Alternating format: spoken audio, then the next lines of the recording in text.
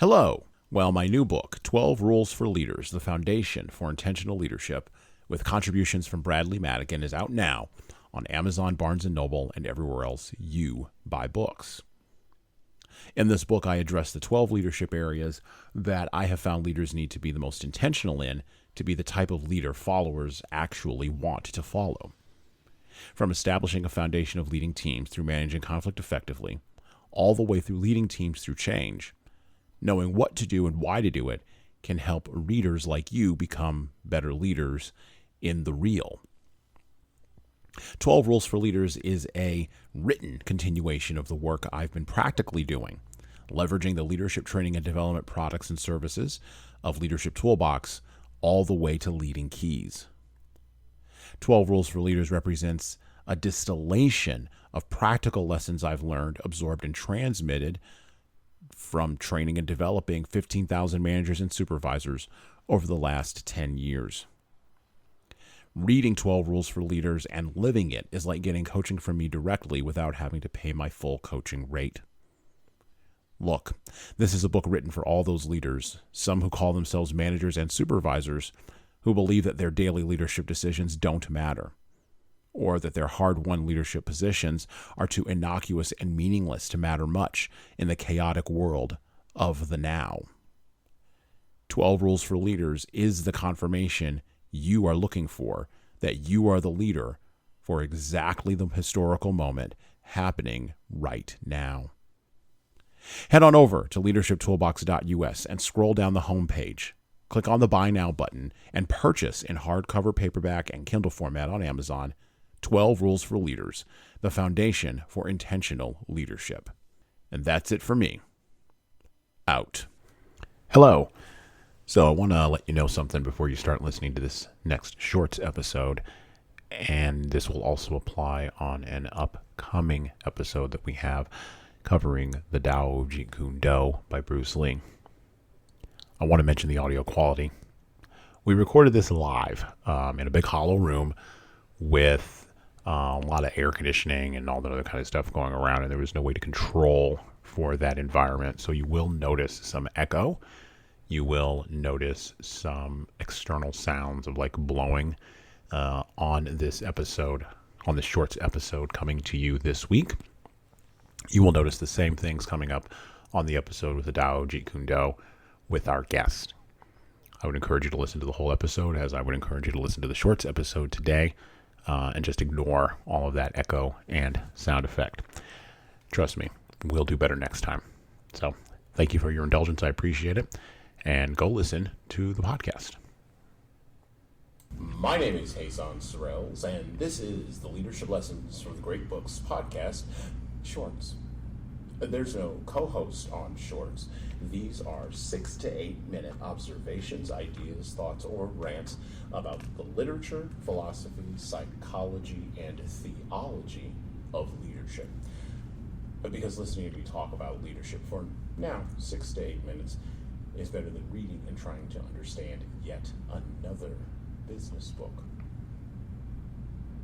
Professional jealousy, organizational envy, and industry covetousness blind many leaders in their team building efforts and invariably lie at the heart of many team building failures leaders continually experience.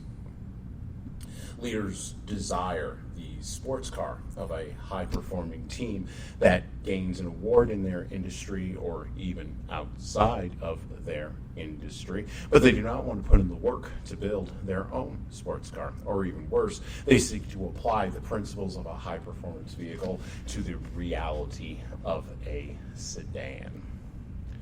These failures come about because leadership in many organizations and leaders generalize external to lived context from the individual examples of leadership success in team building they read about to the particulars of their own situation. In other words, they seek to shove a square peg into a round hole. And let us be even more honest, many leaders, when confronted with the task of rebuilding a team broken by mistrust, communication dysfunction, false conflict, which can look and feel real, but is merely a convenient distraction from the hard work of confronting and eliminating bad behavior on the team, Lack of accountability and little to no results shrink at the prospect of such a rebuild effort. This is because it takes time, effort, and a good dose of the apocryphal blood, sweat, and tears to rebuild a wrecked sedan, much less transform it into a sports car the organizational hierarchy and shareholders may lust after, but may not want to get their hands dirty in making. There is only one Jack Welch or IBM per industry. The other factor that creates conditions of difficulty for leaders when building a team is two factors that link together inexorably: diversity and difficult people. There is no doubt a diversity of individuals on a team, and that creates a diversity of opinions, perspectives, and approaches to performance, results, goals, and accountability. It's not only diversity of country of origin, race, creed, or culture, but also diversity of mindset, which can create the environment where people are not compliant or obedient and many times cannot be coerced or convinced to become so. It is clear from a wealth of research that collaboration and trust are the two factors that combine to ensure high performance among a collection of individuals. However, there is a little remarked upon transition that has happened in the global culture, driven partially by the rise of democratic societies in the former totalitarian parts of the world, and the rise of access to information, data, and entertainment in the parts of the world that have long since historically adopted democratic norms, however imperfectly.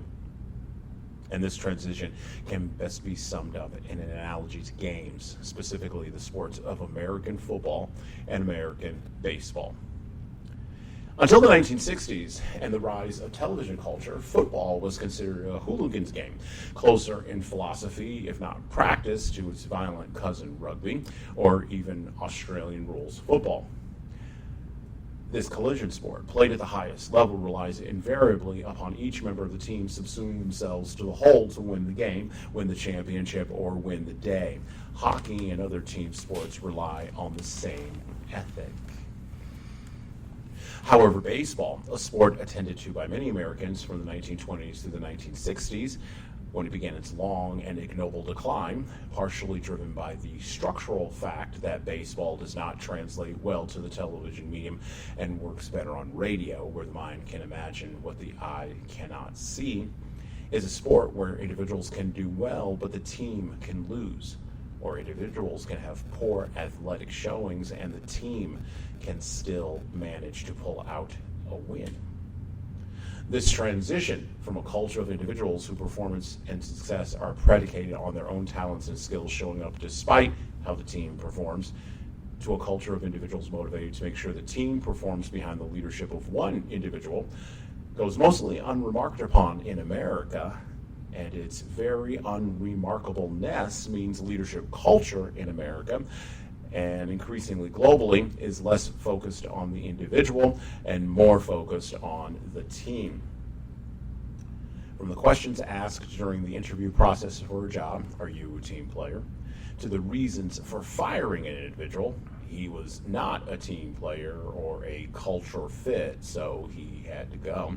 Leaders, cultures, and organizations are focused more on the why than the what of building a team, and are missing several key factors that, if paid attention to more attentively, might result in the type of high-performing sports car all leaders truly desire, or at the very least, a better performing sedan.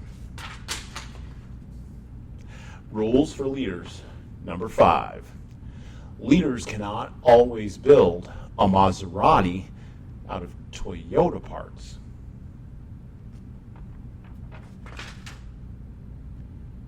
And that's it for me. Listen and subscribe to the Leadership Lessons from the Great Books podcast on all the major podcast players that you listen to, including iTunes, Stitcher, Google Podcasts, and of course, Spotify. And leave a 5-star review if you like the Leadership Lessons from the Great Books podcast. Look, we need those reviews to grow, and it's the easiest way that you can help us actually grow this show. And of course, tell all your friends. If you want to get started down the leadership path, our products from HSCT Publishing can help you and your team do that. So check out our training webinars, our coaching services, and more at leadershiptoolbox.us. And check out our video-based subscription service at leadingkeys.com. We've got books that will help you and your team grow. So pick up a copy today of My Boss Doesn't Care, 100 Essays on Disrupting Your Workplace by Disrupting Your Boss.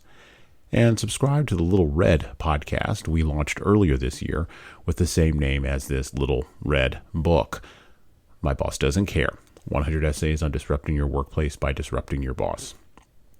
And of course, pick up my most recent book, 12 Rules for Leaders, the Foundation of Intentional Leadership, written with Bradley Madigan. You're going to want to pick up a copy of that in April 2022.